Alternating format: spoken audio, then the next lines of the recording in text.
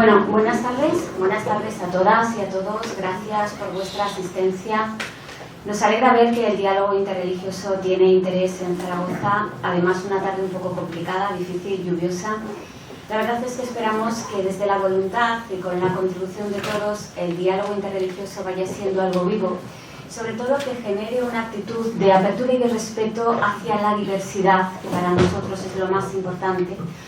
Una actitud de apertura y de respeto hacia el diferente, hacia las personas que tienen unas convicciones y unas creencias distintas a las nuestras, y esperamos humildemente que ADIA sea capaz de ir generando un espacio permanente de encuentro de todas las comunidades religiosas y espirituales presentes en Zaragoza y en Aragón.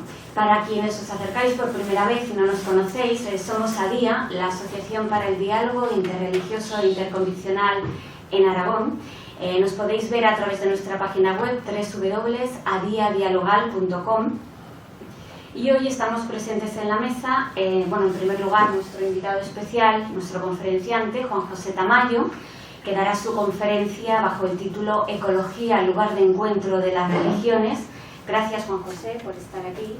Tenemos también a Carlos Gómez Bahillo, catedrático de Sociología de la Universidad de Zaragoza. Gracias, Carlos. Y yo que os habla soy Belén Salanova, soy la presidenta de ADIA.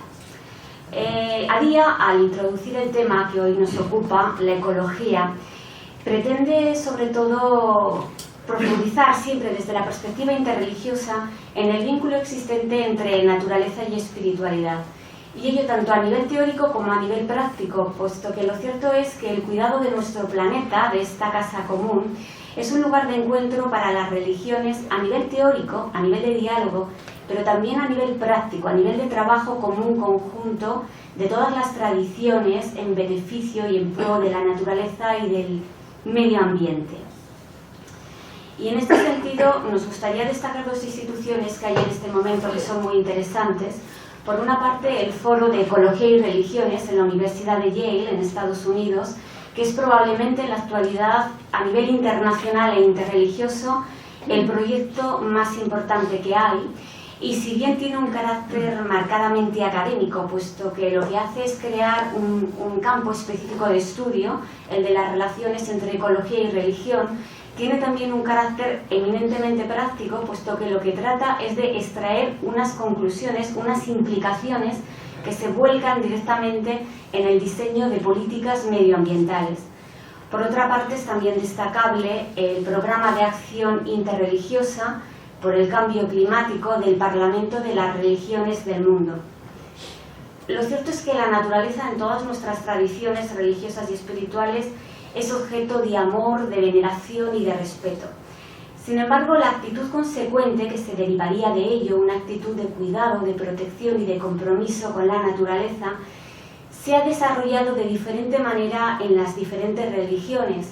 Desde las religiones indígenas, en las que prácticamente no podemos hablar de compromiso con la naturaleza, puesto que es una espiritualidad vinculada profunda e indisolublemente con la misma naturaleza y que desarrollan un modo de vida armónico con la naturaleza, hasta las religiones abrahámicas, que quizá han adoptado un criterio más antropocéntrico y que a veces ha terminado, como el Papa Francisco nos recuerda en su encíclica Laudato Si', en un antropocentrismo a veces un poquito despótico.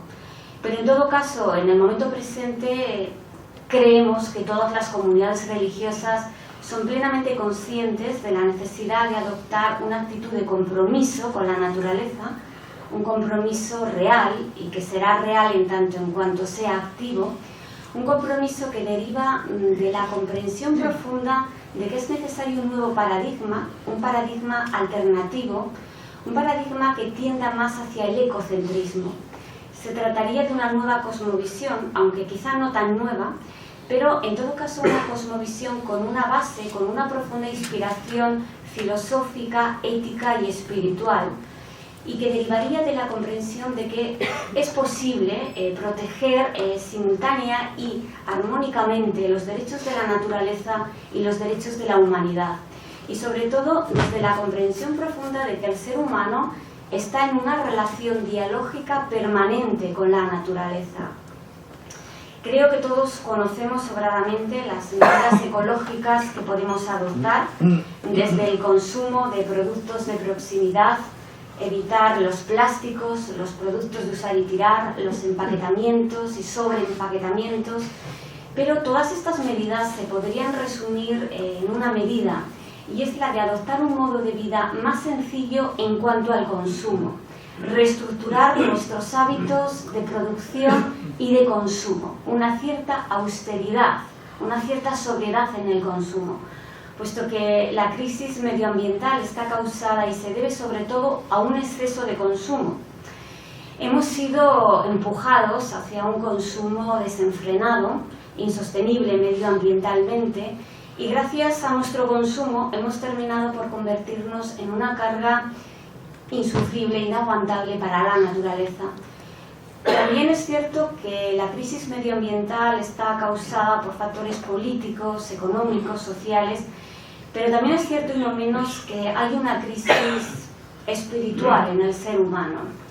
Y es por ello que pensamos que desde nuestras convicciones religiosas y espirituales, y además desde nuestras comunidades de base, es mucho lo que se puede hacer en este proceso de concienciación, y ello porque nuestras convicciones inciden en lo más profundo del ser humano, que es su conciencia, y a través de la conciencia es posible lograr una conversión integral, desde esa libertad interior, una transformación integral del ser humano que repercuta en sus actos externos. Entendemos que es urgente cambiar la idea de disfrute materialista, consumista, por una idea de progreso social, comunitario, conjunto, de todos, respetuoso con la naturaleza. Juan José Tamayo, en una obra, es su última obra, publicada por la editorial Trota en agosto de 2017, es un libro que lleva por título Teologías del Sur, giro descolonizador. Nos habla, yo diría, de una forma clara, directa, vivencial, de estas nuevas teologías, teologías emergentes, teologías contrahegemónicas, que ofrecen un discurso alternativo para afrontar el nuevo desafío, los desafíos nuevos que el ser humano vive en esta época. Y en palabras del propio autor, de Tamayo, son teologías que transitan precisamente por el camino del diálogo interreligioso, del diálogo intercultural, interétnico e interdisciplinar. Y lo hacen en una actitud de búsqueda de la utopía hacia la utopía de otro mundo posible. Es posible otro mundo donde tiene que ser posible la liberación del sufrimiento del ser humano, la liberación de los pueblos oprimidos y de la naturaleza del modelo de desarrollo científico-técnico de la modernidad. Tenemos algunos de los libros de Juan José. Si luego alguien está interesado, se puede acercar, los puede ver, los puede comprar. Yo creo que muchos de los que estáis aquí conocéis sobradamente a Juan José Tamayo. Sabéis que presentarlo con un currículum breve, resumido, es tarea ardua, casi imposible, pero no obstante lo vamos a intentar. Juan José Tamayo es doctor en Teología por la Universidad Pontificia de Salamanca, es doctor en Filosofía por la Universidad Autónoma de Madrid, es director de la Cátedra Teología y Ciencias de las Religiones por la, quizás ideología en la Universidad Carlos III, Universidad Carlos III de Madrid. Ha sido presidente, es que puede haber cierto equivoco a veces con los nombres, ha sido presidente de la Asociación Pro Derechos Humanos de España, es miembro del Comité Internacional del Foro Mundial de Teología y Liberación, cofundador y secretario general de la Asociación Teólogos y Teólogas Juan XXIII, es miembro de la Junta Directiva de ADIM, es decir, nuestra asociación homóloga en Madrid, la Asociación para el Diálogo Interreligioso en Madrid.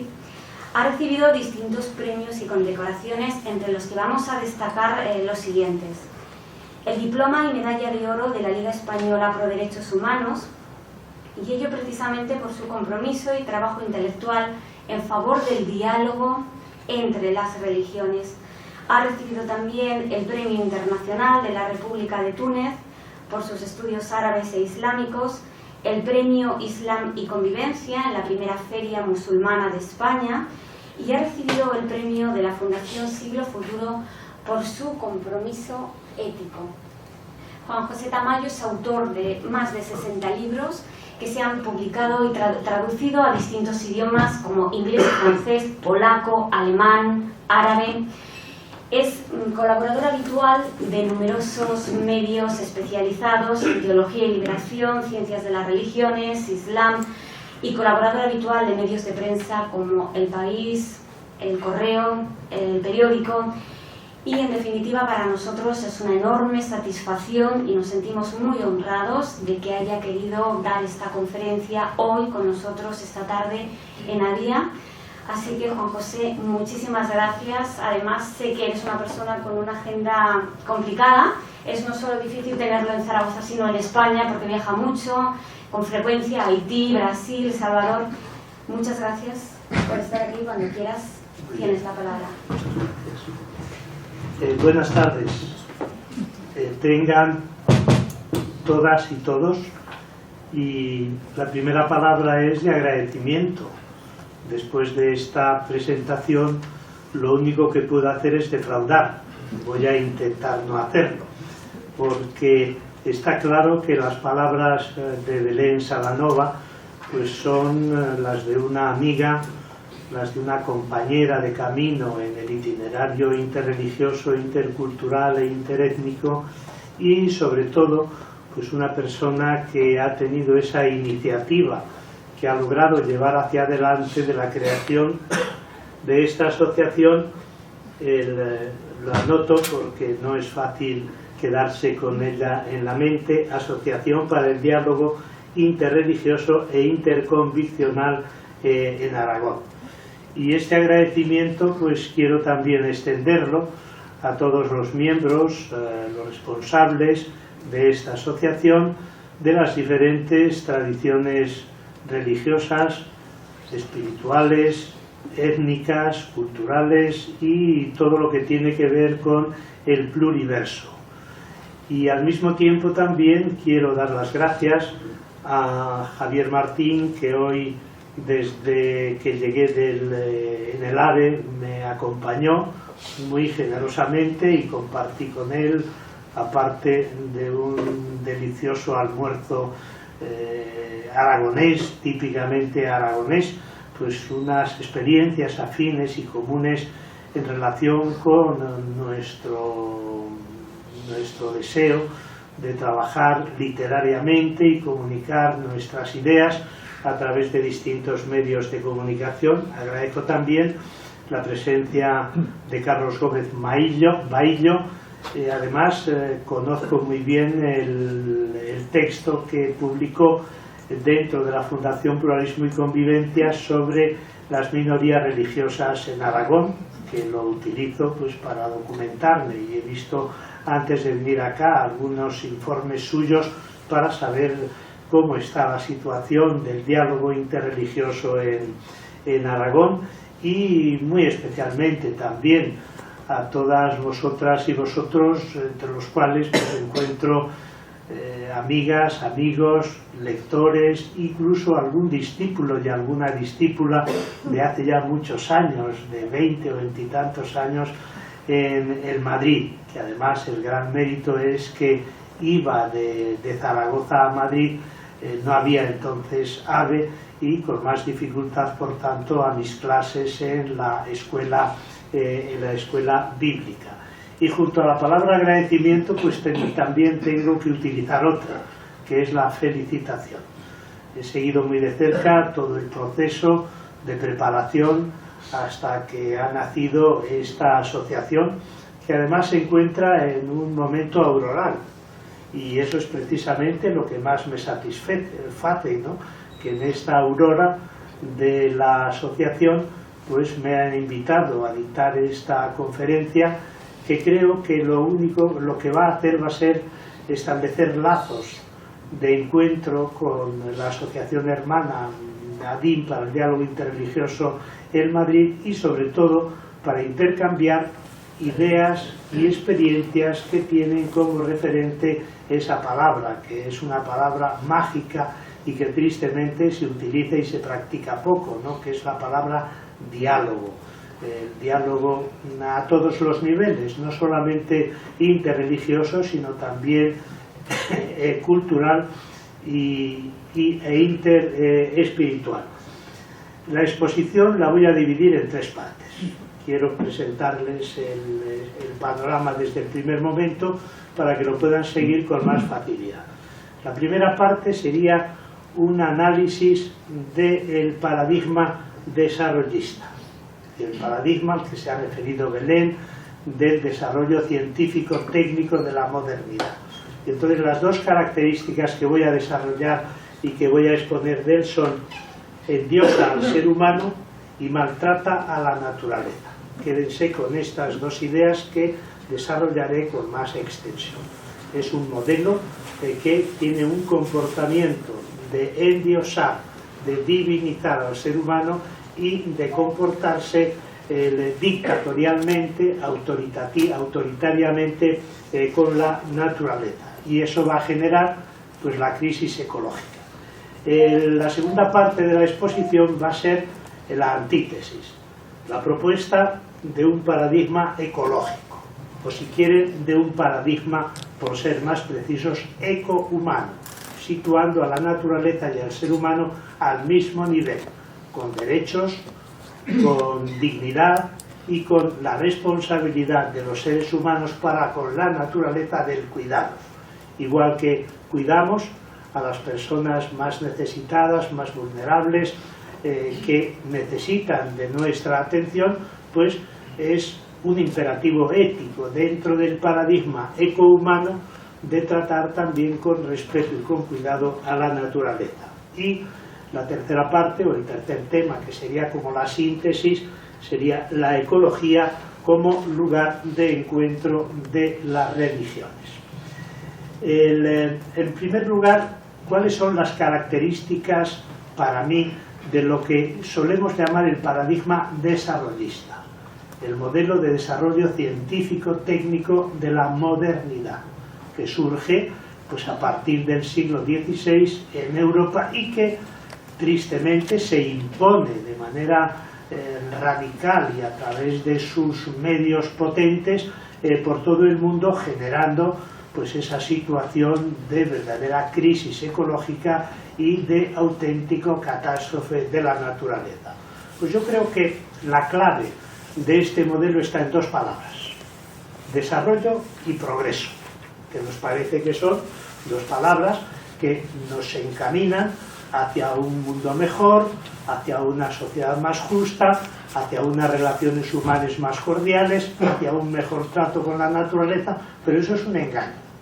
¿Por qué? Porque se considera, o este modelo considera, que el progreso está determinado por la capacidad de explotación de los recursos humanos, que se consideran infinitos e ilimitados. Claro, esta idea, que durante tantos siglos, desde el XVI pues prácticamente hasta finales del siglo XX, una idea que era asumida de manera general como uno de los fenómenos o factores que podían contribuir al desarrollo, al bienestar de la humanidad. Pero claro, nos encontramos con que este paradigma va a ser cuestionado por la crisis ecológica, ¿no?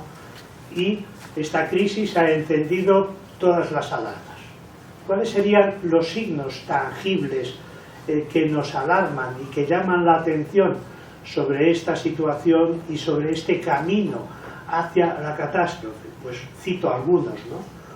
El agotamiento de los recursos, el calentamiento global, el conocido como efecto invernadero, la contaminación global, que aquí todo es global, no es algo local, sino lo local influye en lo global y lo global influye en lo local. Entonces la contaminación del agua, del aire, de los productos alimentarios, la extinción de miles de especies, el descongelamiento de los polos y nevados, la escasez y la carestía alimentarias, el hambre, las regiones más azotadas por la pobreza, incluso pobreza ecológica, ¿no? Pobreza que se caracteriza precisamente por eso, por los refugiados, los migrantes, las personas desplazadas, que lo tienen que hacer por esta crisis ecológica y por el maltrato que estamos dando a la naturaleza. Y luego el efecto posiblemente más grave, que es la gradual pérdida de uno de los tesoros mayores que tiene la humanidad y la naturaleza, que es la biodiversidad. Pero claro, no es suficiente con destacar las consecuencias de esta relación entre desarrollo y progreso, sino que todavía estas consecuencias negativas y perniciosas se agravan. ¿Por qué? Porque las políticas económicas neoliberales que se siguen, ¿a qué tienden? Pues a privilegiar, sobre todo yo que viajo mucho a América Latina y tengo mucha relación con las comunidades indígenas, a privilegiar los llamados megaproyectos. Claro, los megaproyectos van en perjuicio del medio ambiente, ¿no? Y al mismo tiempo esas políticas que ciertamente no son medioambientales. Y además los megaproyectos que se desarrollan a partir de políticas antiambientales neoliberales tienen lugar en uno de los espacios pues con menos posibilidades de defensa, que es el sur. Y siempre que hablo del sur, no entiendan que me refiero al sur geográfico. El libro concretamente, que se titula Teologías del Sur, en realidad es Teologías del Sur global. ¿Qué es el sur global? No necesariamente, a veces sí, pero no necesariamente tiene que coincidir con el sur geográfico. El sur global, citando a Boaventura de Sousa Santos, el gran científico social de Coimbra, pues es la metáfora de todos los pueblos oprimidos del mundo por mor del colonialismo, del capitalismo, del patriarcado, del antropocentrismo que desemboca en este modelo destructivo de la naturaleza, del racismo, de los fundamentalismos. Y por eso digo que, claro, los efectos perniciosos de estas políticas, donde se dejan sentir de manera más acusada y más grave y más contrario a la vida de los seres humanos, es precisamente en el sur global. ¿Y cuáles son estos megaproyectos? Pues la minería, los hidrocarburos, el tener el monopolio de las semillas, la explotación de los recursos naturales por empresas multinacionales, los proyectos hidroeléctricos, la construcción de superautopistas, las grandes urbanizaciones. Yo que vengo visitando América Latina, las comunidades indígenas y afrodescendientes desde hace 30 años, he podido comprobar cómo todos estos megaproyectos están destruyendo ya no solo la naturaleza, sino las propias tradiciones culturales, pues los templos, los lugares religiosos de esas comunidades, y ahí no paran mientes en esa destrucción. Y de ahí que eso sí que es realmente una profanación de lo sagrado. Al mismo tiempo, creo que hay otro fenómeno que nosotros lo consideramos como un fenómeno o como una teoría que nos lleva al progreso, ¿no? Cuando realmente para los pueblos del sur global pues suponen un retroceso, que es lo que se llama el desarrollo sostenible. No creo que haya nadie en esta sala que no esté de acuerdo o que no haya utilizado alguna vez la expresión desarrollo sostenible. Yo el primero, que la he utilizado con mucha frecuencia, ¿no? Pues la tesis que yo defiendo ahora es que el desarrollo sostenible es insostenible. ¿Por qué? Se lo voy a explicar. Porque sostener el desarrollo y el crecimiento económico de las naciones poderosas solo es posible a costa de la explotación indiscriminada de los recursos y de la sostenibilidad de la pobreza. Así es. Ese discurso del desarrollo sostenible es un discurso en beneficio del crecimiento y del desarrollo del norte a costa del el subdesarrollo del subdesarrollo del sur, y de la sostenibilidad, pero de la pobreza, es decir, mantener a la pobreza en un grado sostenible o sostenido indefinidamente, sin poder eliminarla. Por ejemplo, he tomado un dato, ¿no? La quinta parte más rica de la humanidad posee más del 80% de los ingresos y recursos, mientras que la quinta parte más pobre se distribuye menos del 1%. Entonces, ¿cuál es la conclusión? Que esa idea de desarrollo sostenible atenta contra el planeta y atenta contra la humanidad pobre y marginada, ¿no? Entonces, ¿hay que dejar de hablar de desarrollo sostenible? Bueno, se podría salvar la expresión siempre que hablemos de la sostenibilidad humana o la sostenibilidad ecohumana, la sostenibilidad de la vida, etcétera, etcétera. Y tercer elemento que me parece importante tener en cuenta dentro de este primer tema, que es el modelo desarrollista o de desarrollo científico-técnico de la modernidad. En medio de esta crisis, todas las acciones humanas que se llevan a cabo bajo la tecnología, el mercado, el patriarcado, el consumo y el colonialismo, no solamente resuelven el problema, no solamente dan respuesta a la crisis, sino más bien son parte del problema y lo agravan. ¿Y cómo van a resolver el problema estos fenómenos? El patriarcado. Pues el patriarcado lo que va a hacer es radicalizar todavía más la depredación de la naturaleza y el sometimiento de las mujeres, ¿no? Y tomé una frase de Einstein, no la he tomado directamente de él, porque acaso, pues como se le atribuyen tantas frases, pues no sé, no estoy seguro de que sea suya, pero me viene bien para este tema y la cito. Dice él: no se pueden resolver los problemas usando el mismo tipo de raciocinio que causó el problema. Como el consumo, el patriarcado, el colonialismo, la tecnología puede resolver los problemas del modelo desarrollista de crecimiento. Es imposible, es todo lo contrario.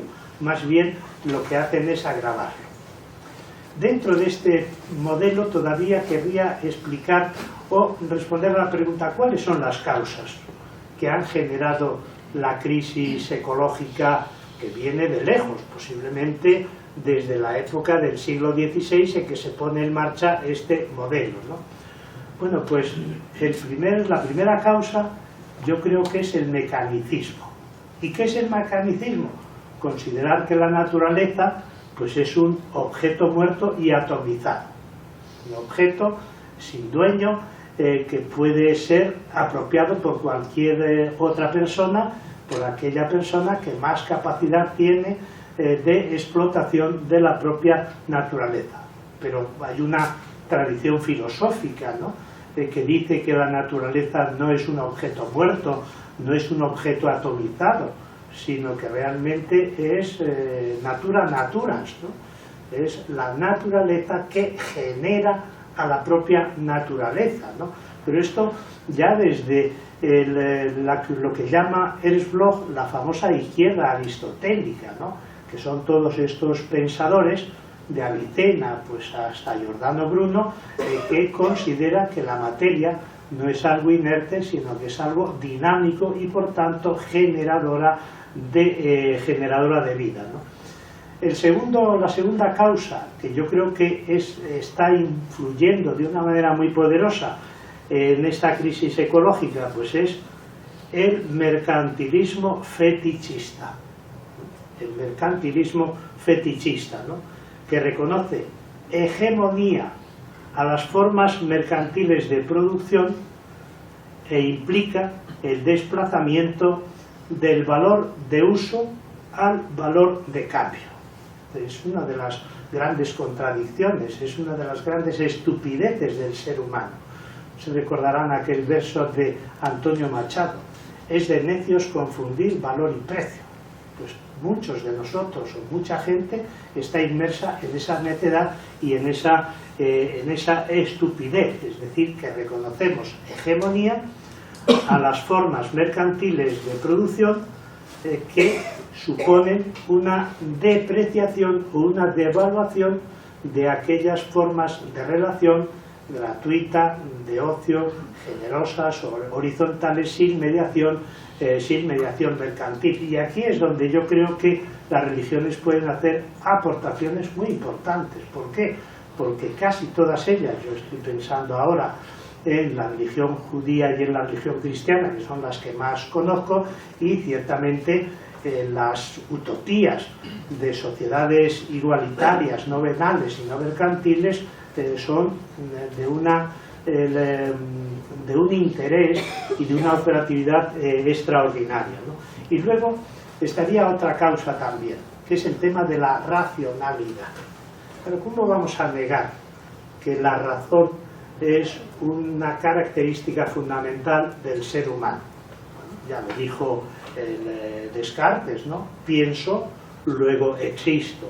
Pero en este caso es que la racionalidad se ha convertido en tecnocracia, ¿no? Y en productivismo, ¿no? Es lo que decía Mumford del triunfo del martillo sobre el brazo. La reducción de la ciencia a la técnica y la consideración de que la técnica es el criterio ético y el criterio político del desarrollo. Entonces, ¿qué está pasando en este momento por mor de ese racionalismo tecnocrático y productivista? Pues que la ética y la política están sometidas al asedio de la tecnocracia, y eso complica todavía más el problema. ¿Por qué? Porque el instrumento se impone sobre los fines, y hacemos una operación que yo creo que es perniciosa, y es considerar que el ser humano es fin en sí mismo, lo cual es correcto, pero considerar que la naturaleza está al servicio del ser humano y es un simple medio. Lo primero, evidentemente que sí, era el axioma, lo imperativo categórico de Kant, ¿no? Trata a los demás seres humanos como fines en sí mismos. Pero claro, decir que nosotros los seres humanos somos fines en nosotros mismos y la naturaleza es un simple medio a nuestro servicio y es un simple objeto para que consigamos nosotros nuestros fines, pues realmente me parece un deterioro extraordinario, ¿no? Porque en realidad la razón instrumental es la adaptación de la mente a la realidad, cuando tenía que haber sido al revés. Es la adaptación de la realidad a la mente. ¿Por qué? Porque si adaptamos la mente a la realidad, pues terminamos diciendo las cosas son como son y no pueden ser de otra manera. Y no conozco otro principio más antiutópico que es las cosas son como son y no pueden ser de otra manera. O aquellas exquisiteces que nos decían pues, nuestros padres, nuestros educadores, ¿no? Niño, no te hagas ilusiones, ten los pies en la tierra. Todo eso construye o conforma una mentalidad racionalista totalmente instrumental. Y posiblemente en la raíz de todo esto, o la causa por excelencia, esté en lo que ha citado Belén, que es el llamado antropocentrismo. Para mí es una de los pecados originales o de los pecados originarios de esta crisis ecológica, ¿no? Y a ella, como muy bien ha dicho Belén, se refiere de manera muy especial el Papa Francisco, ¿no? ¿Por qué? Pues, ¿qué es eso del antropocentrismo? Pues la consideración de la supremacía del ser humano sobre otras formas de existencia y de vida sobre la Tierra, ¿no? ¿El antropocentrismo en qué consiste? En considerar que el cosmos y la naturaleza están al servicio del ser humano, que, como decíamos en uno de sus textos hermosos del libro Ecología, el grito del pobre, el grito de la tierra, dice: el ser humano que nació para ser el guardián del jardín se ha convertido en el Satán de la tierra, ¿no? Y en ese sentido, pues lo que hace el antropocentrismo, y lo dice el propio Papa, ¿no? Dice, es adorar el poder del ser humano sin límites, ¿no? Y todo hay que decirlo también, de este antropocentrismo no están exentas las religiones, sobre todo las religiones monoteístas, el judaísmo, el cristianismo y el islam. Recordarán el texto del Génesis, ¿no? Del capítulo 1. Y Dios creó al hombre, al ser humano, a su imagen y semejanza, hombre y mujer los creó, a su imagen y semejanza los creó, y les dijo, creced y multiplicaos, dominad la tierra. Pues desde que yo estudié el tratado de Deo Creante et Elevante, es decir, de Dios el Dios creador y el Dios de la gracia, la interpretación de ese texto ha sido así. Es decir, el ser humano es el rey de la creación, tiene que dominar sobre esa creación, y la creación tiene que estar sometida al ser humano, cuando realmente creo que la herencia bíblica dice todo lo contrario, ¿no? Que tanto el ser humano como la creación son imagen de Dios, ¿no? Y en ese sentido, creo que esta interpretación de alguna manera está reforzando el sueño prometeico, ¿no? Del dominio del ser humano sobre el mundo, ¿no? Hasta el punto de que todavía hoy en amplios sectores de la sociedad se piensa que el cuidado de la naturaleza corresponde a personas débiles.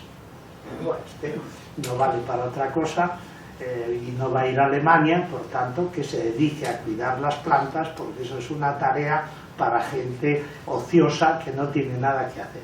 Fíjense qué devaluación se hace de lo que sería el jardín de la naturaleza que los seres humanos tenemos que cuidar. Y claro, aquí es donde me viene a la mente una cita de Marx, cuando dice que el mundo de la tecnología y del capital es, comillas, un mundo sin alma, un mundo sin alma. Y eso es lo que yo creo que hay que destacar de la exposición que vengo haciendo hasta ahora. Es decir, no hay alma, en el sentido no de la existencia del alma como algo separado del cuerpo, sino que es algo sin espíritu, es algo sin vida, es algo que aprisiona, esclaviza y oprime, ¿no?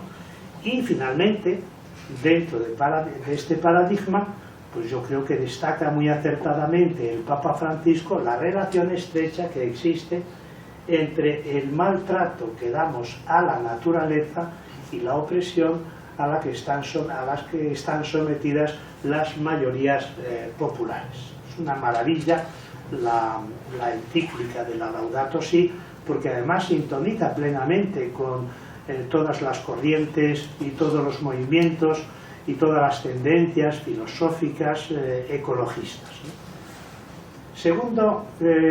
Segunda idea que quiero transmitirles hoy, para que luego tengamos tiempo suficiente para debatir, ¿no? La alternativa al paradigma del desarrollo científico-técnico de la modernidad sería el paradigma ecológico, o si quieren, el paradigma cosmocéntrico, o si quieren todavía, el paradigma ecohumano. ¿Qué hace este paradigma o qué es lo que le caracteriza? Pues primero, la actitud crítica. Critica el paradigma anterior por su falta de universalidad real. ¿Por qué? Porque salva solo a quienes ya están salvados, es decir, a las personas opulentas, satisfechas, envueltas en el consumo, y solo lo hace desde el punto de vista material. Como decía Marx, lo que tiene que ver con el mundo de la tecnología y del capital es un mundo sin alma, ¿no? Pero claro, deja insatisfechas amplísimas zonas del ser humano y condena a unas condiciones inhumanas a quienes viven en los márgenes de la sociedad. Pero es que además critica el paradigma científico-técnico porque es insolidario.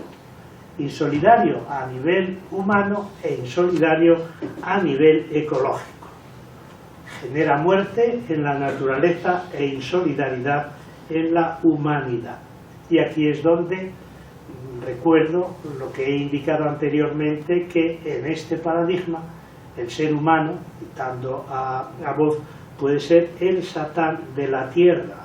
Y dice, es no solo etnocida y homicida, sino que se transforma en biocida y en genocida. Claro, la crítica creo que es el punto de partida de una propuesta alternativa, y por eso siempre que hablamos de otro mundo posible, pues hay que hacer la crítica de aquellos problemas, dificultades que dificultan la realización de ese paradigma. Y luego, ¿por qué le critica también al paradigma anterior? Porque establece una separación radical entre la especie humana y la naturaleza, y porque rompe todos los lazos de relación que tiene la sociedad con sus fundamentos físico-biológicos. Y después de la crítica, ¿qué es lo que caracterizaría en positivo a este paradigma? Pues primero, considerar la realidad de manera unitaria y holística, como un todo. Eso lo expresa muy bien el Papa Francisco. Dice, todo está relacionado. El auténtico cuidado de nuestra propia vida y de nuestras relaciones con la naturaleza es inseparable de la fraternidad, de la justicia y la fidelidad con los demás. Y en realidad, ¿qué es la ecología? ¿O cómo me permito yo definir la ecología? Pues como un saber de la interdependencia de todo con todo. Ya no es solo el cuidado de la naturaleza para que esté verde, ya no es solo la ecología turística, sino que es esta relación de interdependencia de todo con todo. Luego, otra idea, otra característica de este paradigma es que la naturaleza forma parte de la sociedad, y eso repara uno de los grandes errores de la modernidad, que fue expulsar a la naturaleza de la sociedad, romper todo vínculo. ¿Por qué? Porque si rompes el vínculo físico-biológico de la sociedad, pues realmente ¿en qué queda la sociedad? Pues es en una abstracción, en una suma de individuos que no están articulados, ¿no? Y en ese sentido, pues yo creo que otra de las características de este paradigma sería la defensa de los derechos y de la dignidad de la tierra, al tiempo que la defensa de los derechos y de la dignidad de los seres humanos. Claro, esta afirmación es un poco complicada, sobre todo dentro de la Universidad Carlos III de Madrid, que ha hecho muy bien Belén en decir Universidad Carlos III de Madrid, porque con relativa frecuencia y hasta ahora tampoco es que nos molestara mucho, pues decía, tú eres profesor de la Rey Juan Carlos. No, soy de la Universidad Carlos III de Madrid, y se decía sin ninguna maldad, pero ahora acaso pues una confusión entre el Rey Juan Carlos y Carlos III de Madrid, pues es posible que tenga algo de trastienda que no es precisamente muy grande. Pues digo que en la universidad donde yo soy profesor, bueno, ya a partir del 1 de septiembre, jubilado y emérito, y además con la satisfacción de que Montoro el día 25 de cada mes pues me hace la aportación correspondiente, y por eso la jubilación, como saben, viene de jubilare, que es alegrarse, si además tienes pues una pensión razonable. Bueno, pues en esta universidad uno de los referentes más importantes es el derecho, como sabe muy bien Belén, que hizo el doctorado en la Universidad Carlos III de Madrid, ¿no? Y cuando yo en esos entornos jurídicos hablo de los derechos y la dignidad de la naturaleza, al tiempo que de los derechos y la dignidad del ser humano, pues provoca sarpullidos, ¿no? Porque consideran que eso es una teoría totalmente heterodoxa, ya que el sujeto de los derechos y de la dignidad del ser humano. Yo creo que no. Yo creo que hay que defender la dignidad y los derechos de la naturaleza como parte de la creación y como un elemento fundamental de lo que es el cosmos, ¿no? Y por eso yo creo que, y con esto pues termino el segundo apartado, porque a mí lo que me interesa es que luego dialoguemos, no me importa aquí extenderme indefinidamente. Creo que entonces hay que cambiar el tipo de relación, no la relación de sujeto a objeto, sino la relación de sujeto a sujeto, dentro de una relación de unidad, si bien una unidad diferenciada, ¿no? Y en ese sentido pues me parece que es muy importante tener en cuenta que, lo mismo que el ser humano es fin en sí mismo, la naturaleza también lo es. Y la tercera parte sería, intentaría responder a esta pregunta. ¿Hay lugar en las religiones para el paradigma ecológico? ¿Las religiones pueden aportar algo a ese paradigma? Yo creo que históricamente, y sobre todo las religiones monoteístas, no han aportado gran cosa y más bien se han opuesto al paradigma ecológico. ¿Por qué? Porque se han movido dentro de la idea del antropocentrismo moderno, es decir, han situado a los seres humanos en el ámbito de los fines y a la naturaleza en el ámbito de los medios, ¿no? Y de alguna manera pues la razón de ser de la naturaleza era estar al servicio del ser humano, ¿no?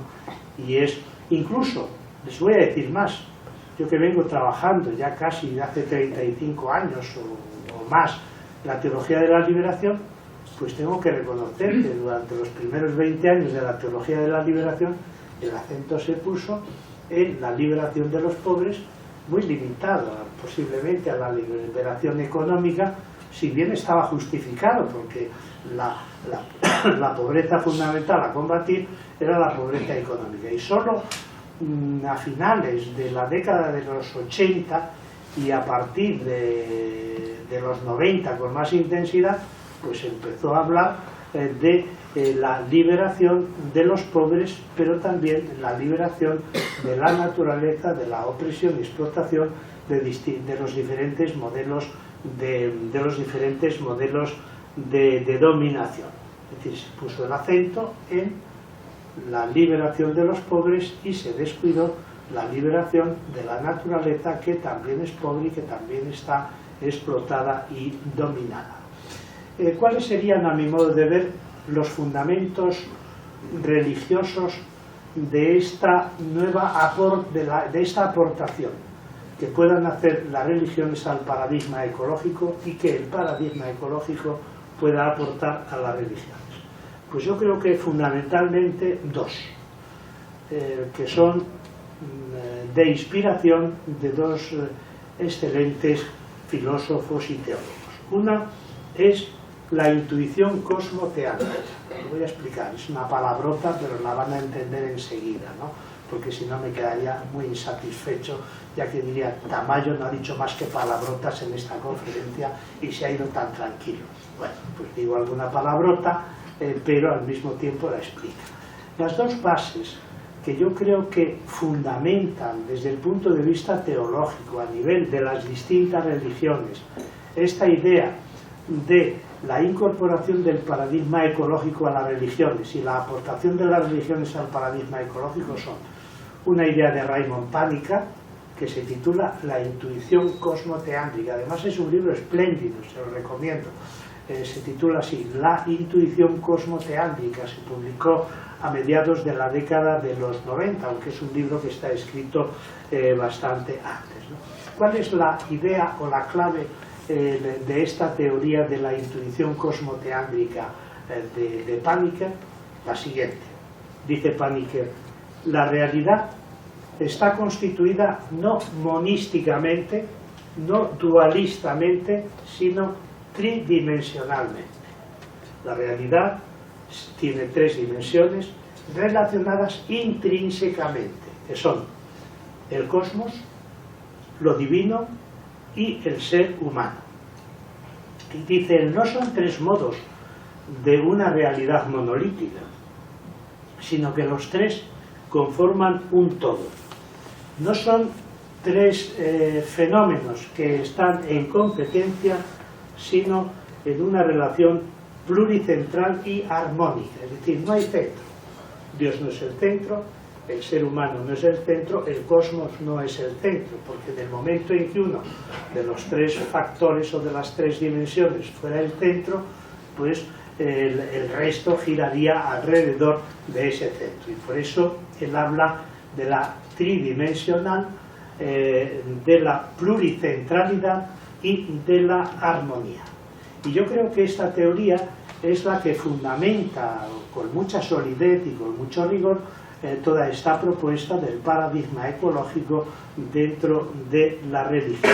Y la segunda idea la he tomado de un entrañable amigo, teólogo, colega, también de padecimientos y de sanciones y censuras, que es Leonardo Boff, en el libro Ecología, el grito del pobre, el grito de la tierra. Entonces, la tesis de Boff, ¿cuál es? Que el ser humano y la naturaleza se encuentran en el mismo plano, porque los dos son imagen de Dios. Incluso él habla de las dos heridas que sangran, ¿no? Que son la herida de la pobreza y de la miseria, que afecta a las mayorías populares, a millones de seres humanos, y que rompe el tejido social. Es decir, hay un tejido social de la humanidad que en buena lógica tendría que tener unas relaciones armónicas, unas relaciones horizontales, pero la miseria y la pobreza rompe ese tejido y lo que hace es someter o sumir a miles de millones de seres humanos en esas situaciones de empobrecimiento y de falta de satisfacción de las necesidades básicas. Y dice, y hay otra herida, que es la de la agresión sistemática contra la Tierra, que desestructura el equilibrio del planeta, ¿no? Y de esa manera, pues él entiende que juntamente con las heridas hay también dos gritos, ¿no? El grito del pobre, el grito de la tierra. Y dice, y tanto un grito como otro deben ser escuchados, tanto una herida como otra deben ser curadas, ¿no? Entonces, cuando Boff se refiere tan reiteradamente a la ecología y al grito de la tierra, ¿está descuidando el grito de los pobres? No, lo que está haciendo es ampliando el horizonte de la liberación. Y la liberación no afecta solo a los empobrecidos de la tierra, a las mayorías populares, humilladas y sometidas, a los pueblos oprimidos, sino que la liberación también tiene que llegar a la naturaleza, y a la tierra, ¿no?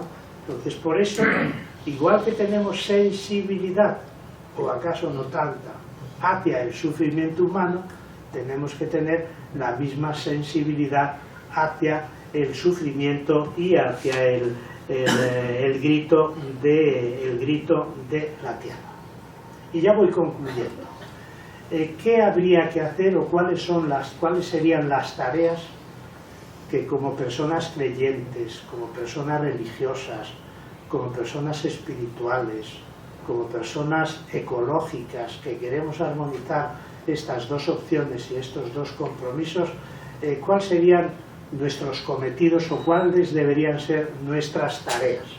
Y ahora les voy a poner alguna tarea para que cuando vuelva el próximo año pues hagamos un examen a ver cómo han cumplido esas tareas, pero también me la voy a imponer a mí mismo, ¿no? La primera tarea creo que es recuperar las tradiciones ecológicas que existen en las religiones, en las sabidurías, en las espiritualidades. Eso me parece que es importantísimo, ¿no?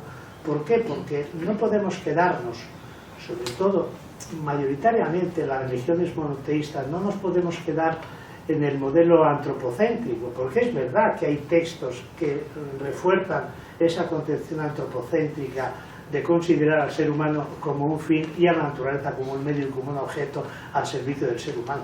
Pero existen también otra serie de tradiciones que defienden esa opción y esa defensa de las personas empobrecidas, pero también de la naturaleza depredada y oprimida. Y ahí yo creo que tenemos que hacer dos operaciones. Primero, descubrir esas tradiciones ecológicas que articulan las dos opciones o las dos actitudes de liberación, y al mismo tiempo también pedir a las otras tradiciones religiosas que nos ayuden y que nos comuniquen esas aportaciones suyas. Y el lugar más adecuado para ese diálogo, para ese enriquecimiento mutuo, pues son estas asociaciones y estos encuentros, ¿no? Entonces, la corriente budista del tipo que fuere, de Thich Nhat Hanh o de la corriente budista del Tíbet u otra corriente budista, podrá decir: yo aporto al diálogo interreligioso estas tradiciones ecológicas para que convivamos armónicamente los seres humanos en la casa común. Dice, ¿y qué aporto yo? Pues aporto la idea de la interdependencia de todo con todo, y a partir de la interdependencia aporto una experiencia religiosa, que es la compasión. Y la compasión que me lleva a no solamente a ponerme en el lugar del otro que sufre o que ríe, o goza o que disfruta, sino también la compasión que es el compartir con la naturaleza y con la tierra esas experiencias de solidaridad. Y lo mismo cabe decir de otras tradiciones religiosas, muchas de las cuales están aquí presentes. Pues no solamente lo que se llama las grandes religiones. Yo ya he renunciado a hablar de grandes religiones, porque creo que es una concepción totalmente imperialista. ¿Qué es eso de grandes religiones y religiones locales? Todas las religiones comenzaron por una experiencia local. El judaísmo comienza en Palestina y luego se expande y se amplía. El cristianismo, ¿dónde surge? En Galilea, que no en Jerusalén, tampoco en el Vaticano, cuidado, o sea, que se piense que porque el Vaticano es el centro de la Iglesia Católica es el origen, ¿no? ¿Acaso, pues, primero ciertamente no es el origen, pero acaso pues tampoco sea el espacio, el lugar donde más ejemplarmente seguimos y practicamos las bienaventuranzas, ¿no? Es decir, que todas las religiones, incluso las llamadas religiones universales, judaísmo, cristianismo, islam, budismo e hinduismo, surgen en un entorno concreto, y la universalidad, ¿dónde radica?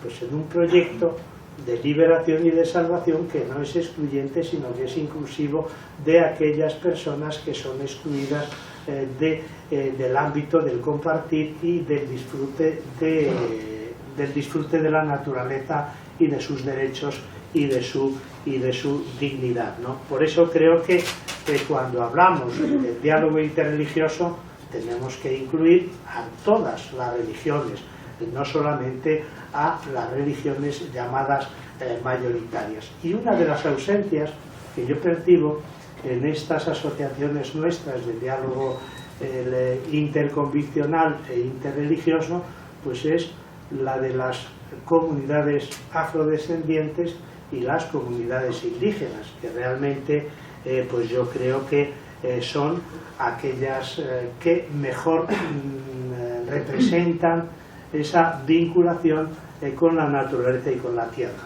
Por ejemplo, la concepción de las comunidades indígenas de Amerindia, que se llama el summa causal, que es el bien vivir. Cuidado, no lo entiendan como vivir mejor, porque vivir mejor es siempre competitivo. El bien vivir es una cosmovisión que establece relaciones armónicas de los seres humanos entre sí de los seres humanos con los muertos que intervienen en la vida, de los seres humanos con la divinidad o las divinidades y con el cosmos, y de los seres humanos con la naturaleza.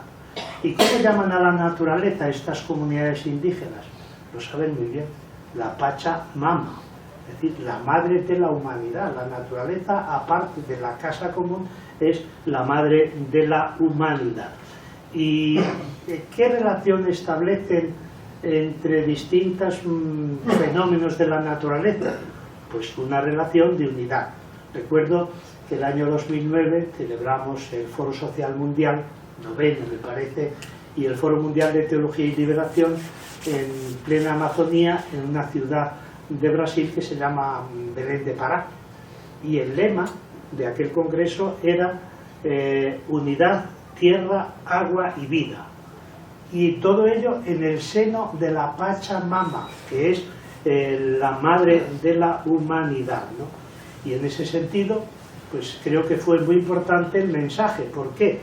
Porque los teólogos y teólogas que nos reuníamos decíamos, en esta teología ecológica tienen que estar unidas la justicia ecológica y la justicia económica. Importantísima esta idea. Y la justicia también de género, claro está. La justicia de género, que es la consideración de las mujeres con igualdad de derechos y como sujetos de derecho. Y también, no nos olvidemos, la justicia cognitiva. Boaventura de Sousa Santos habla de la justicia cognitiva. ¿En qué consiste la justicia cognitiva? En no considerar que nuestros conocimientos modernos, desarrollados, son superiores a los conocimientos de otros pueblos y de otras comunidades, ¿no? La justicia cognitiva consiste en reconocer el mismo valor a los diferentes conocimientos de las distintas tradiciones sin establecer jerarquías o apriorismos, porque considerando que los conocimientos y los saberes de los países desarrollados o los países del norte global pues son mejores o son, diríamos, tienen mayor nivel y mayor categoría que los otros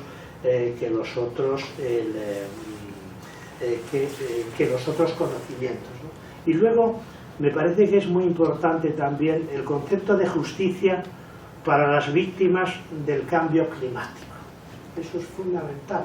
¿Por qué? Porque generalmente pues descuidamos todo ese elemento, todo ese componente, ¿no? Entonces termino esta exposición pues planteando algunas preguntas que creo que podemos responder nosotras y nosotras en nuestras reuniones, en nuestros encuentros y en nuestras actividades, ¿no? La idea sería, el planeta Tierra es nuestra casa, es la casa de la vida que puede unirnos en su exuberancia, pero también en su vulnerabilidad. O sea, tampoco podemos hacer una apologética del gran poder, de la gran potencia de la Tierra. También tenemos que hablar de la vulnerabilidad. Y precisamente en estas dos dimensiones, en esta dialéctica de exuberancia y vulnerabilidad, es donde la Tierra puede unir a las religiones. Pero al mismo tiempo también hay que reconocer que el planeta Tierra es un planeta herido, ¿no? Y quizá herido de muerte. ¿Por qué? Porque hay sistemas de dominación muy poderosos que son capaces de destruirla y por amor de salvar a la humanidad. Y si destruimos a la naturaleza, la humanidad también se destruye, ¿no? Y la pregunta sería, ¿hay tiempo todavía para curar las heridas de nuestro planeta? ¿Podemos y tenemos el poder de curar las heridas de nuestro planeta que nosotros mismos hemos provocado? ¿Tenemos esa capacidad las religiones, que en buena medida también son responsables con frecuencia de esas heridas? Pues esta es la pregunta que yo les planteo. Y en cualquier caso termino con el mismo título de la conferencia. Creo que la ecología es uno de los lugares privilegiados juntamente con otros, como es la solidaridad, la mística, etcétera, etcétera, pero especialmente por lo que nos toca del tema de hoy, creo que se puede concluir que la ecología es uno de los lugares privilegiados para el diálogo entre las religiones. Este es el mensaje que quería transmitirles de esa manera dialéctica, primero analizando el paradigma productivista y desarrollista, luego el paradigma ecohumano y, en tercer lugar, la aportación que las religiones pueden hacer a la ecología. No nos crucemos de brazos, queridas amigas y humanos y amigos, y en nuestras manos está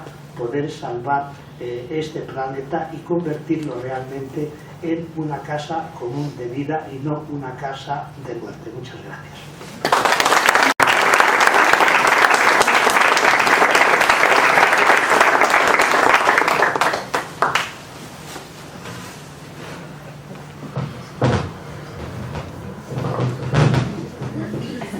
Bueno, después de esta alucinante, creo que ha sido, intervención,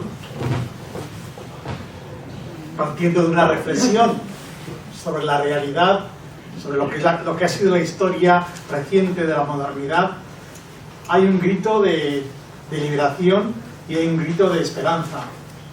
El ponente, yo creo que nada un discurso pesimista como podía parecer al principio, sino que detrás de todo ello hay un grito de esperanza, y un grito de liberación y un grito de esperanza. Es verdad que la cultura occidental, el modelo desarrollista, hablaba de desarrollo y progreso, y incluía desarrollo, crecimiento y progreso. Es un poco el discurso que desde hace siglos, el discurso del progreso ha sido un discurso siempre ya desde la época colonial, desde el descubrimiento de América, ha ido vinculado realmente a progresar, a crecer y sobre todo a acumular reino, a acumular poder, a acumular riqueza, a acumular conocimiento, pero ese conocimiento, esta riqueza, no ha ido ya desde el nacimiento de la modernidad orientada, dirigida fundamentalmente a liberar al hombre, sino que ha ido fundamentalmente a esclavizar al hombre. Y nuestro modelo de desarrollo, lo ha dicho el ponente, y yo creo que es una realidad, se ha basado fundamentalmente en los países occidentales a costa de los demás, a costa de los otros. Simplemente hablabas de Latinoamérica, ¿no? Pues bueno, cuando vamos allá y vemos el progreso, pues realmente se asocia el progreso a multinacionales intrigas españolas, que es un poco el discurso que vendemos, ¿no? Y es toda una mentalidad o todo un estilo de vida, ¿no? Yo creo que ha planteado, nos ha cuestionado el modelo o estilo de vida y la posibilidad de otro estilo de vida que de alguna manera nos haga ser más felices y que de alguna manera nos haga ser más justo con las generaciones siguientes. Quizá en nuestro imaginario colectivo podemos tener la sensación de que vivimos muy bien, de que tenemos recursos, que estamos en esa minoría que señalaba del mundo desarrollado, que tenemos una acumulación de riqueza. Pero sí que es verdad que estamos dejando un modelo de desarrollo, un modelo de sociedad, de naturaleza realmente dependiente, que las generaciones futuras van a estar pagando nuestro modelo de crecimiento desarrollista, que esos últimos años ha llegado a unas cuotas realmente imprevisibles. Hay una esperanza, y la esperanza es esa actitud crítica, ese respeto cuando hablamos de los derechos humanos y nos fijamos simplemente en derechos de personas, pero derechos que bueno, en el fondo están vacíos, porque estamos destruyendo el medio donde estas personas van a poder desarrollar sus derechos. La defensa de los derechos y la dignidad de la tierra, que cada vez está más desarrollada. La falsa idea que desde el mundo desarrollado capitalista hablamos todos, y fundamentalmente los que nos dedicamos a las cuestiones de economía y empresa, hablamos de que es posible un desarrollo sostenible. Pero un desarrollo sostenible, ¿desde qué perspectiva? Yo creo que lo ha dejado muy claramente planteado. Desde nuestra perspectiva. Nuestro desarrollo sostenible, pero siempre a costa del otro mundo. A costa de mantener nuestras cuotas de bienestar. Y eso es en contra de la propia naturaleza y en el fondo es en contra de nosotros mismos. La esperanza que hay.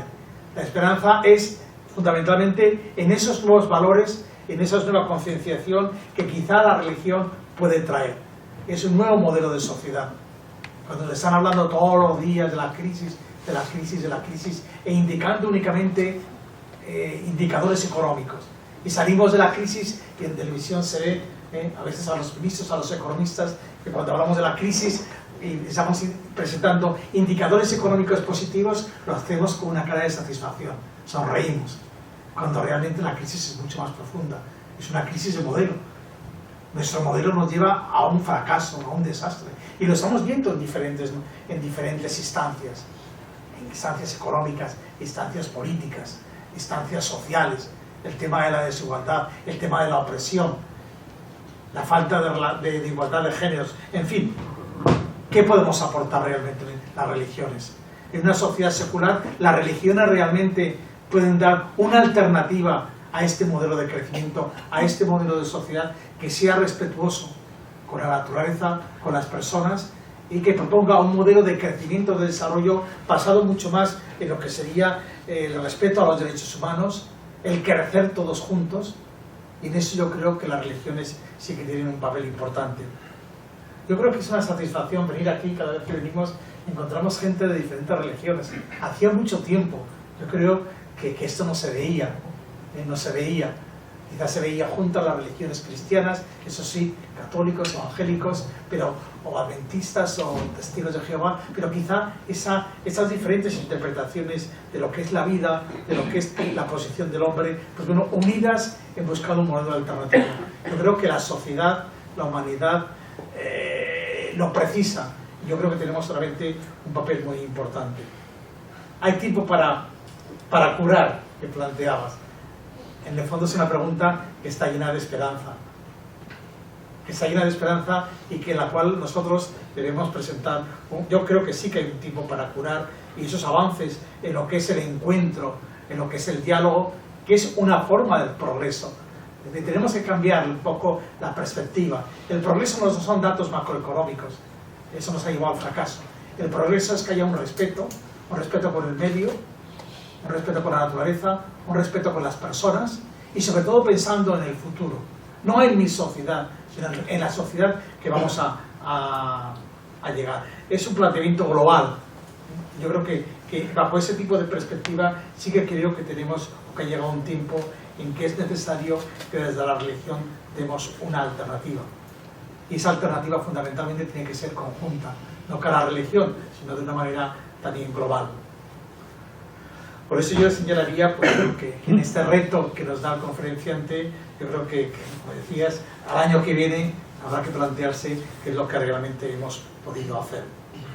Ahora se abriría un poco tras este complejo resumen que he dicho que era complicado, que era muy complicado, reconozco, se abriría un poco el debate para que cada una de sus posiciones aportemos alternativas a esas dos cuestiones que ha planteado, aunque en el fondo toda su intervención yo creo que subyacían una serie de cuestiones, nos ha ido planteando.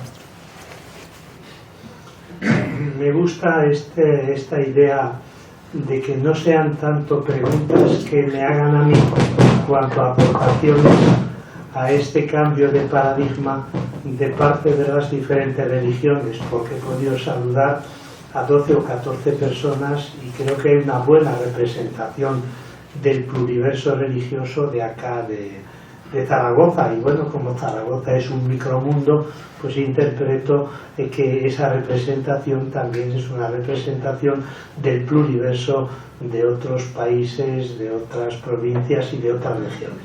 Así que me encantaría que quienes intervienen digan a qué tradición religiosa pertenecen o que no pertenecen a ninguna, y qué aportaciones pueden hacer las diferentes tradiciones o sencillamente el laicismo a la regeneración de la naturaleza y a la recuperación de la defensa de sus derechos.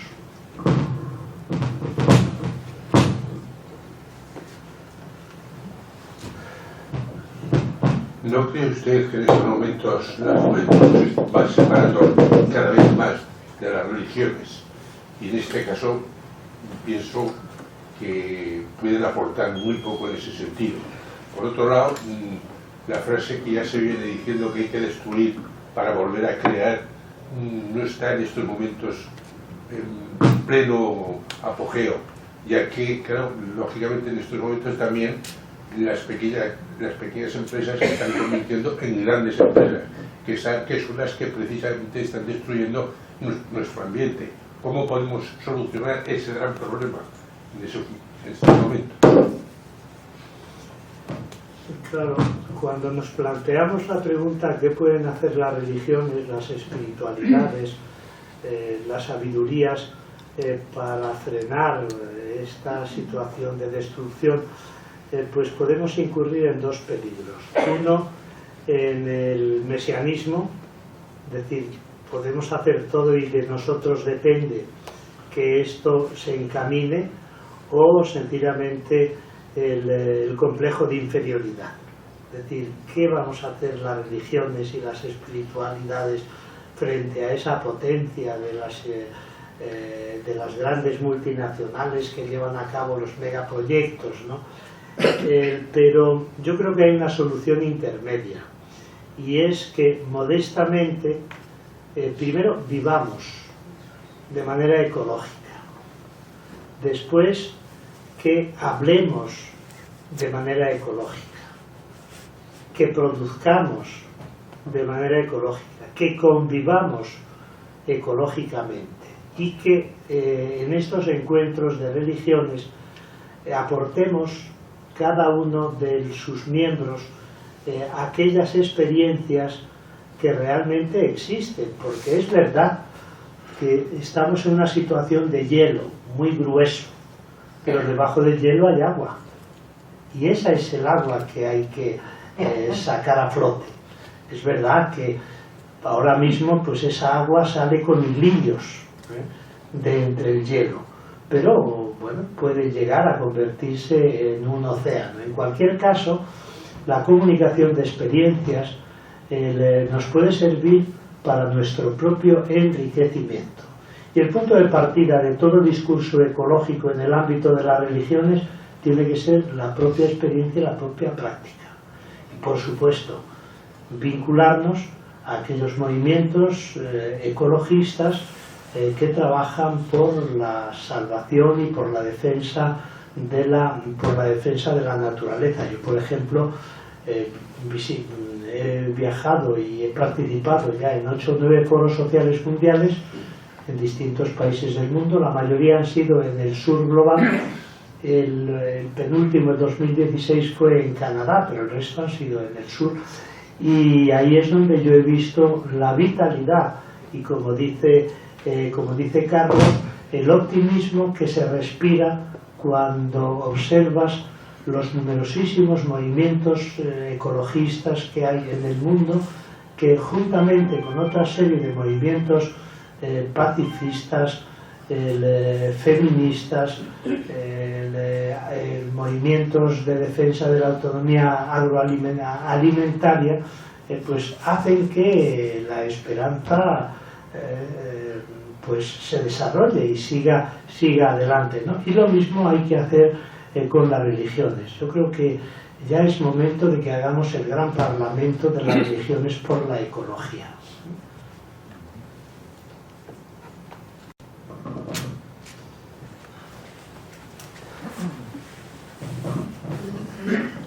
Gracias. Hola, buenas tardes. Arquicho, un amigo Tamayo, que nos presentamos en la comunidad Bahá'í, como ya algunos sabéis, y por supuesto tengo un gran cariño por todas las religiones, tradiciones originarias o más universales o menos, pero lo que sí que veo que todas tienen en común es ese respeto a la moderación, al encontrar la felicidad en pocas cosas. Si vemos la vida de Buda o de Jesús, Francisco de Asís, o mismo de Mahoma, como en tu libro comentabas, pues lleva una vida muy sencilla. Entonces lo que a mí me extraña es cómo, cuando todos los movimientos religiosos, todas las religiones y los filósofos como los estoicos hablan de una moderación, de encontrar la felicidad en pocas cosas, luego al final las mismas religiones, los mismos discursos revolucionarios, como por ejemplo la URSS, pues al final acaban con unos cuantos que son los grandes dirigentes, los que viven muy bien, los que crean grandes palacios. Entonces la riqueza se va metiendo y al final todo se carcome por ese afán de pensando que con tener cosas, y eso es lo que nos hace que acumulemos. Y para mí el contraste es que después de todas estas filosofías y religiones que hablan de la moderación, de encontrar la felicidad en lo poco y en servir a los demás, al final nos está dominando una religión que creo que es la que más domina hoy día, que es el consumismo. Ya más que al culto a la misa, pues se va los domingos, por ejemplo en Madrid, que está abierto, al Carrefour, al Mercadona, a cualquier centro comercial. Entonces, con eso se puede hacer, porque hoy día hay muchos movimientos ecologistas, animalistas, muchas personas que están en defensa de los animales, de la ecología, pero luego al final todo el mundo sin querer acaparamos cosas. Mis nietos tienen más juguetes de lo que necesitarían, yo tengo a lo mejor más ropa que me pueda poner ya en lo que me queda de vida. Entonces, esta lucha entre el tener total para los pocos años que vamos a vivir, y no sé cómo podemos hacer frente todos los movimientos sociales, espirituales, religiosos, a esta tentación tremenda que es el consumismo, que son lo que están moviendo y lo que está llevando a la publicidad de los capitalistas, de toda ellos tienen que consumir y siempre cada empresa quiere consumir y producir más que nadie, más que nadie. Al final no damos abasto. Veo que hay una lucha tremenda y todo esto me lo has sugerido a lo largo de la conferencia, pero veo que es entrar en el interior de las personas, qué es lo que podemos aprender de nuestra propia ideología religiosa o meramente espiritual o meramente humana. Aquí yo me conforme con poco. Y entonces no necesitaríamos tanta cosa, ni tanto destrozo de la naturaleza, ni comer tantos pollos, ni martirizar tantos animales, a lo mejor con un poco de arroz o con un poco de verdura y de frutas, pues a lo mejor hay muchas personas en ese tercer mundo, o en ese mundo como hoy día se llama mundo del sur, a lo mejor incluso son más felices que los que tenemos aquí tantas cosas.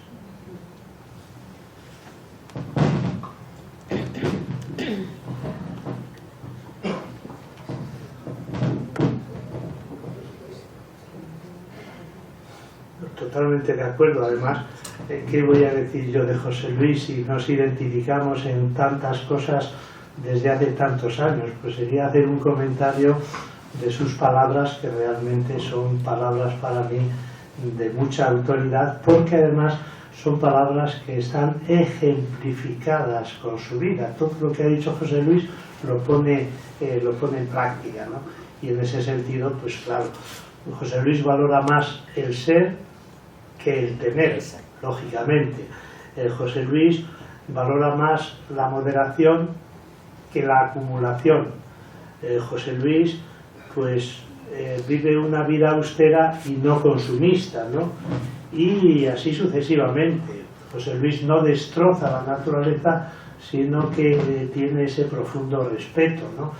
Es de las personas que yo creo que son más coherentes, porque a todo esto lo que añade también es un compromiso solidario, ¿no? Desde que está antes de la jubilación, pero después de la jubilación, pues no es de las personas que se ha cruzado de brazos, sino que ha abierto nuevos horizontes a su vida, compaginándolos siempre, claro está, con la atención a los nietos, que eso es para él pues también una tarea casi sagrada.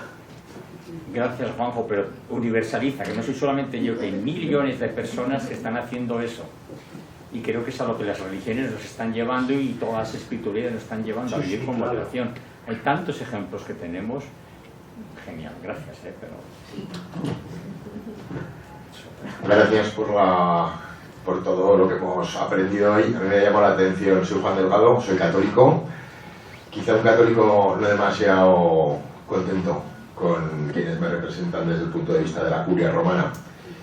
Quería decirte que me ha gustado mucho esa concepción que has dicho que no conocía, cosmoteéndrica o algo así, ¿no?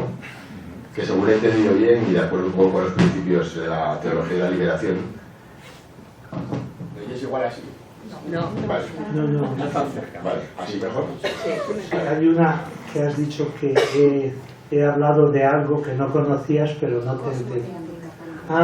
Esta la intuición cosmoteándrica. Cosmoteándrica, pues que pone de alguna manera en consonancia, decía, con la teología de la liberación al hombre, ¿no? Al hombre que no puede ser, digamos, explotado. Me ha gustado mucho ese modo de verlo. Mi pregunta es muy clara y a lo mejor es un poco incómoda, ¿no? A pesar de la apertura que sin duda ha supuesto y supone el Papa Francisco, ¿no echas de menos una mayor beligerancia por parte sobre todo del Vaticano en este caso, para poder conseguir no solo desde el punto de vista de la ecología, sino desde el punto de vista de la igualdad y de la justicia social, un poco más de lo que estamos hablando aquí, porque parece, si no difícil, ya han salido los datos del CIS, el 13% de los españoles van con cierta asiduidad a algún tipo de oficio religioso. Los jóvenes, ya comenté hace un momento, no van. Quizá nos echa un poco de menos, un poco más de vigilancia por parte de quien tiene que tenerla, porque si no muchos no la funcionan. Bueno, en el caso de Francisco, yo creo que si algo le caracteriza hoy a nivel global es haberse convertido en un referente moral internacional, pero no solamente por ser papa, que en otras épocas el hecho de serlo pues ya estaba su poder por encima del resto de los poderes, ¿no? Y era en referencia, ¿no? Pero en este caso no es porque es papa, sino porque en los 5 años que lleva de pontificado, pues ha demostrado que tiene esa preocupación y ese interés por curar las dos heridas, la herida de la pobreza y de la miseria, que afecta a más de 2/3 partes de la humanidad, y ahí está su exhortación apostólica de la alegría del Evangelio, y también curar la herida de la naturaleza depredada, y ahí está su encíclica Laudato Si sobre el cuidado de la casa común. Y por si esto fuere poco, pues ya ha anunciado la celebración de un sínodo sobre la Amazonía, que yo creo que es algo importantísimo, ¿no? Porque todo el mundo habla de la Amazonía, pero claro, está siendo objeto de un maltrato que es necesario frenar, ¿no? Y a mí me parece que estas dos encíclicas, o estos dos documentos, porque una es la exhortación apostólica y otra encíclica, y ese sínodo sobre la Amazonía está poniendo de manifiesto que es una figura de reconocimiento moral internacional. ¿Por qué? Porque no se dedica a proclamar dogmas, porque no se dedica a condenar a los heterodoxos y a los herejes, porque no se dedica a hacer juicios morales contra personas que tienen otras identidades, por ejemplo, afectivos sexuales, sino que es una persona que tiene las antenas bien levantadas para identificar los problemas y proponer alguna modesta solución. Yo coincidí con el Papa en el viaje que hizo a México, creo que fue 2016 o quizás febrero de 2017. Yo estaba entonces en un congreso de comunidades indígenas en Chiapas, la tierra, recuerdan, de don Samuel Ruiz, donde fue obispo casi 40 años, ¿no? Y coincidió toda la estancia del Papa Francisco en México con mi presencia en Chiapas, y lo seguí muy de cerca. Y el día que él llegaba a reunirse en Chiapas con los indígenas era cuando yo volvía a España. Y claro, yo seguí muy de cerca su itinerario y los mensajes que transmitía y los lugares que visitaba y las personas con las que se relacionaba, y realmente me quedé maravillado. Digo, este es un sociólogo de los problemas más acuciantes que vive México, ¿no? Y a cada uno le leía la cartilla, porque en la reunión que tuvo con los obispos mexicanos, no sé si son 100 y pico, en la catedral metropolitana, les criticó muy duramente, ¿no? Y cuando llegó a la casa presidencial,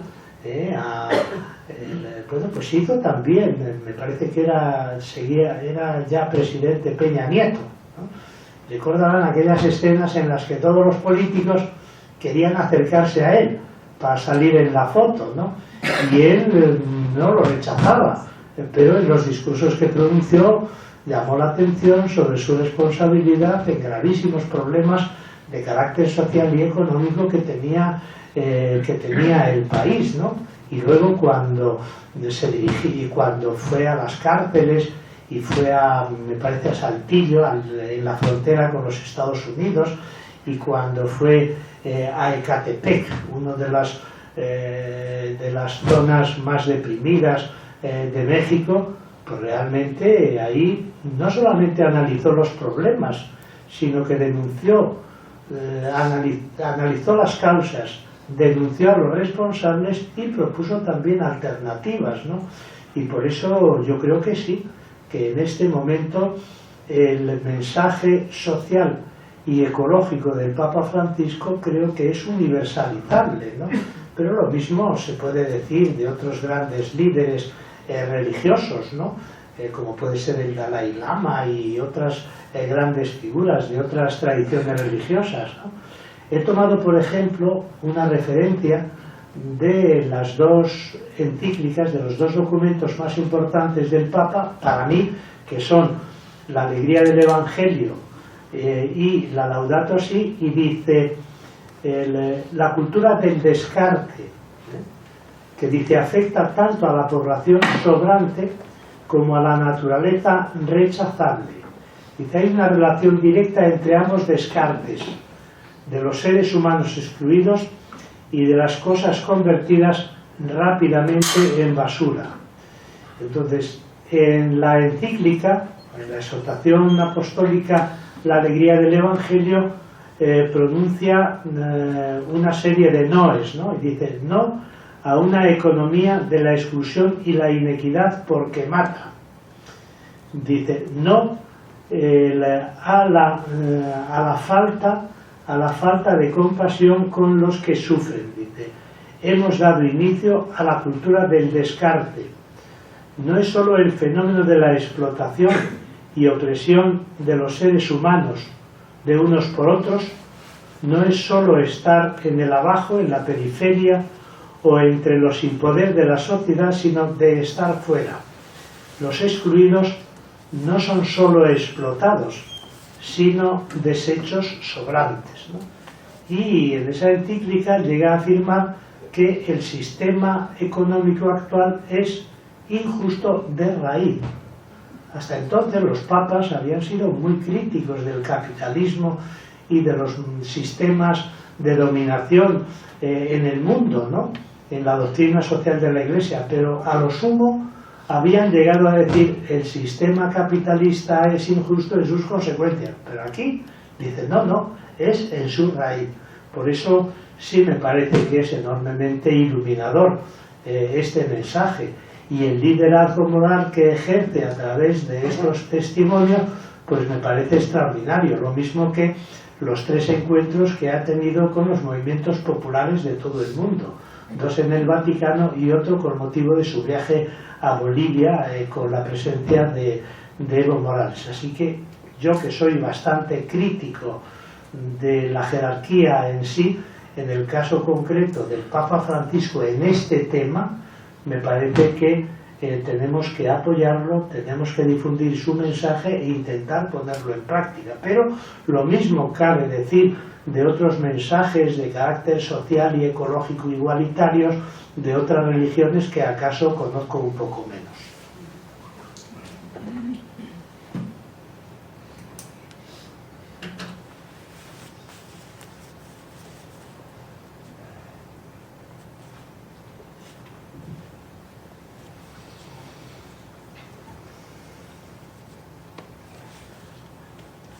Que ese silencio es meditativo. Sí, estamos pensando en eso. Pero anímense, porque luego cuando termina la conferencia se acercan siempre 4 o 5 personas. Oye, no he querido hacer una pregunta porque no me atrevía, y ya digo, pues estoy un poco cansado y prefiero que las preguntas me las hagan en sede del examen, en sede de examen. Bueno, yo he terminado de meditar, ahora voy a hacer la pregunta. ¿Cómo? Que he terminado de meditar, ahora voy a hacer la pregunta. Pues cuéntenos el contenido de su meditación. Me llamo Mariano, soy agnóstico y me gustaría hacer simplemente una apreciación viendo lo que nos muestran los poderes fácticos de este mundo en estos momentos y viendo lo que nos indican los científicos en lo que se refiere a los próximos 25 o 50 años. La verdad es que tendríamos que ponernos a temblar. Yo no sé, yo he venido aquí, he estado muy a gusto aquí, pero no sé si el espíritu de esta conferencia demuestra esa tragedia con la que nos vamos a encontrar, con la que ya nos estamos encontrando, y que realmente si no se ponen a tiempo los medios en muchos problemas, cuando no somos conscientes de ellos ya es demasiado tarde. ¿Ya? Yo no quiero ser aquí el pesimista que lo pone todo negro, pero es que realmente yo me intereso un poco por lo que dicen los científicos de este mundo y por otras muchas cosas, y es que digo, es que pronto no va a dar tiempo a reaccionar. O sea, vemos que hoy día ya algunas islas están desapareciendo porque sube el nivel del mar. Vemos a qué velocidad se están derritiendo los polos. Vemos tantas cosas que dices, bueno, si nos descuidamos un poco, vamos a poder recuperar, aparte de que habría que convencer a mucha gente, que yo en estos momentos desde luego no lo veo, pero en el caso de que consiguiéramos convencer a esa gente, daría tiempo para reaccionar. Esa es mi preocupación y eso es lo que me ha faltado un poco en el espíritu de esta conferencia, que por otro lado me he sentido muy a gusto y estoy muy de acuerdo en muchas cosas que se han dicho. Pero si se ha dado cuenta, la conferencia tenía 3 partes. A mí me gusta en el método ser bastante hegeliano, ¿no? Tesis, antítesis y síntesis, ¿no? La tesis pues llevaba a una actitud totalmente pesimista, ¿no? Como no puede ser de otra manera, ¿no? El modelo desarrollista. La antítesis era una propuesta alternativa, solamente enumerando algunos elementos del modelo o del paradigma eco-humano, ¿no? Y la síntesis pues es una llamada a la acción a través de tres o cuatro preguntas, ¿no? Entonces, en este contexto y según los informes de los científicos, según las políticas tan terriblemente depredadoras de los grandes dirigentes, ¿no? Como el caso de Trump, por ejemplo, que despreció los acuerdos de París, ¿no? Que es una de las insensateces mayores que yo he podido conocer. Pues claro, pesimista, optimista. Mire, yo le podría decir que soy algo que parece un oxímoron, que es una contradicción. No soy un pesimista esperanzado. Y dice, ¿y eso cómo se come? Claro, pesimista, porque la realidad no permite que yo tenga una visión optimista del mundo, ¿no? Ni muchísimo menos, y en el caso de la ecología todavía muchísimo menos, ¿no? Pero optimista, ¿por qué?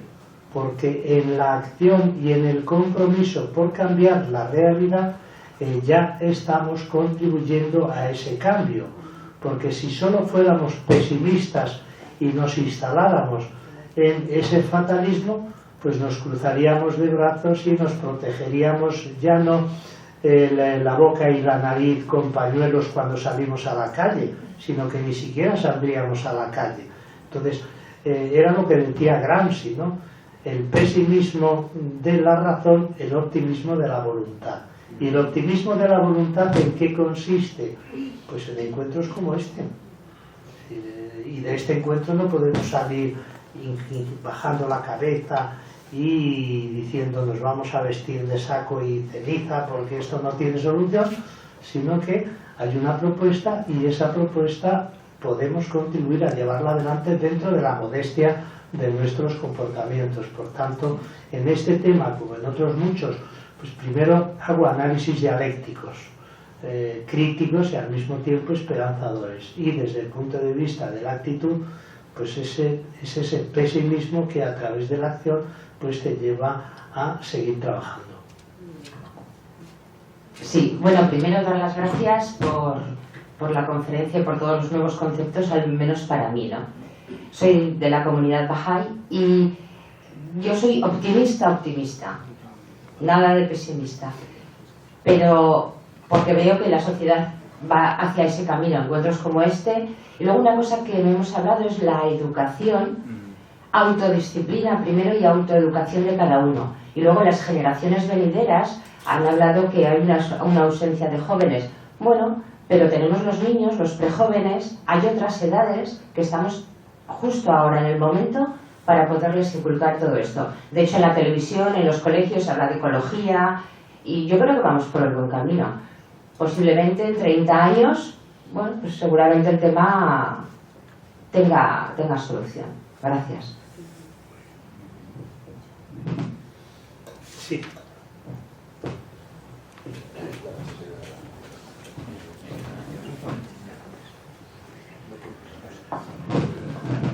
Buenas tardes, soy Javier, soy presbítero de la Comunidad Apostólica Fronteras Abiertas y bueno, me gustaría romper un poco una lanza por los jóvenes, los que estamos en este un poco franja perdida, que ustedes dan un poco por perdida.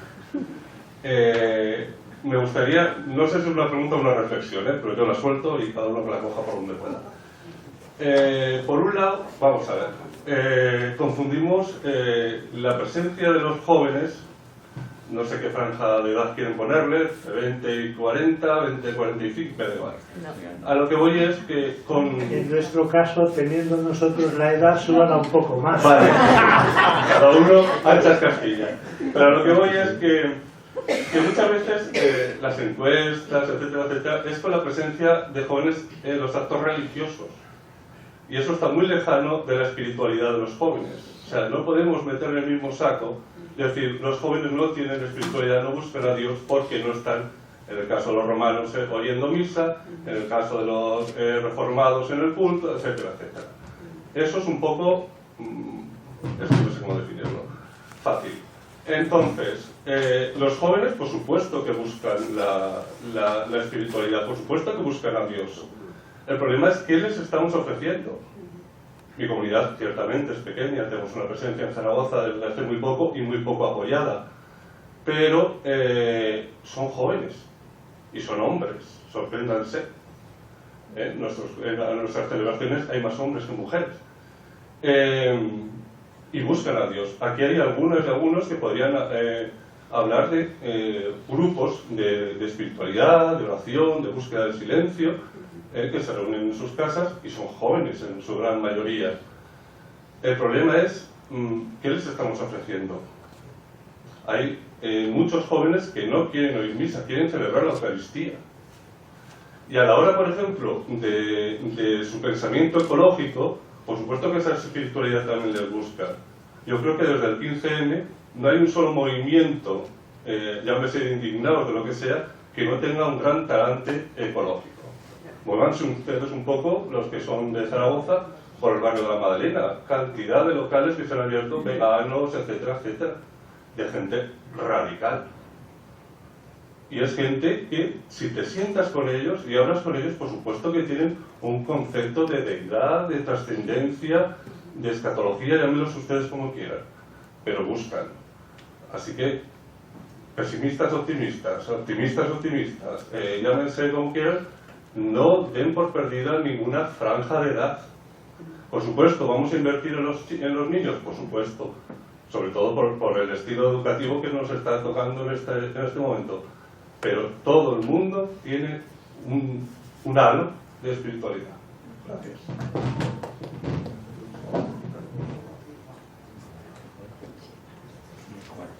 Sí, yo creo que hay que hacer una ecumene por la ecología y por la defensa de la tierra, una ecumene donde están presentes todos los movimientos, todos los colectivos, de todas las edades, de todas las generaciones. Es decir, la causa, el tema de hoy era la ecología, lugar de encuentro de las religiones, pero podía ser también la ecología, lugar de encuentro de todas las experiencias humanas, lugar de encuentro de todas las generaciones.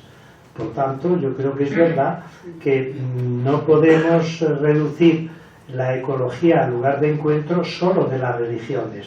Y quienes, ¿por qué? Pues porque hay otros espacios, otros contextos, otras experiencias que realmente pueden contribuir también o más que las propias religiones. Así que más que centrarnos en las religiones para encontrarnos en torno a la ecología, posiblemente lo que tengamos que hacer es, como dice el Papa Francisco, salir, ¿no? Y salir y encontrarnos con todos estos movimientos ecologistas que trabajan por la casa común para que no la destruyamos, ¿no? Pero entonces ahí es donde habría que hacer una llamada de las religiones hacia afuera más que de fuera para dentro de las religiones.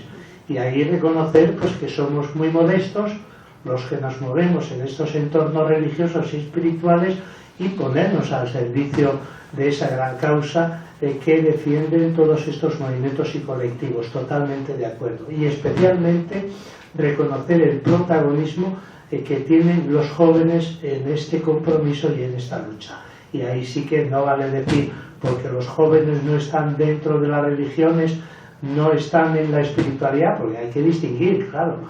Se puede ser una persona muy religiosa y no tener ni una sola espiritualidad, porque la espiritualidad no se identifica con la religión, sino que es la experiencia interior profunda y radical que el ser humano tiene de encuentro consigo mismo, de encuentro con los demás y de encuentro con la naturaleza.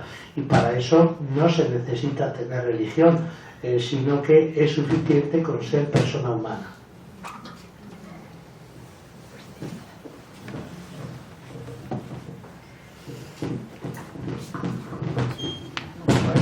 Bueno, pues creo que hasta aquí ha llegado el momento de meditación de cada uno en conjunto. Os convocamos a un nuevo acto de la asociación que será el 9 de junio, la Noche de las Religiones. Por favor, visitadnos en nuestra página web, allí estaréis al corriente de todas nuestras actividades.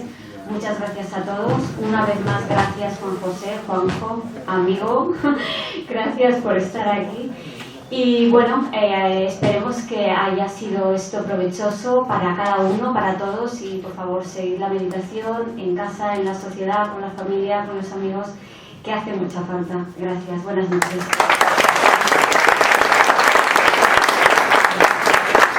Os recuerdo